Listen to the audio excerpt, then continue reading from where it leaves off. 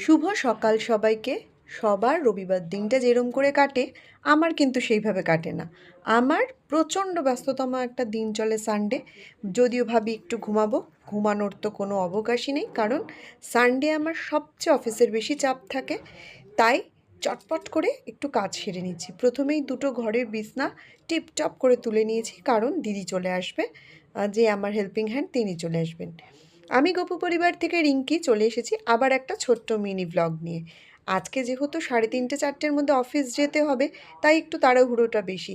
আর সবচেয়ে যেটা এখন বেশি ইম্পর্ট্যান্ট কাজ হয়েছে, জামা কাপড় তোলো আর জামা কাপড় মেলো। এই একটা খুব সুন্দর খেলা হয়েছে রোদ্দুর আর বৃষ্টির। দেখো, আমার মাংস আর ভাত একদিকে বসিয়ে দিয়েছি, আর মাংসটাও রেডি হয়ে গেছে। মাংসটা আর ভাতটা বসিয়ে দিয়েই আমি আমার স্কার্টটা একটু সেলাই করে নিচ্ছি। স্কার্ট না, প্লাজো যে প্যান্টগুলো হয় ভীষণ বড়, জানো তো। সেই জন্য কী করছি, একটু নিজের টেকনিকেই ছোট করার চেষ্টা করছি। এই টেকনিকটা তোমরা ইউজ করেও কিন্তু দেখতে পারো, মনে হয় উপকার পাবে, দেখতেই পাবে পরবর্তী সময়। যাই হোক, আমার সেলাইটা কমপ্লিট হয়ে গেছে, মাংসটাও হয়ে গেছে। আমি স্নান টান করে এসে খেয়ে দিয়ে রেডি হয়ে আমি আমার গন্তব্যস্থলের দিকে হাঁটা দিচ্ছি।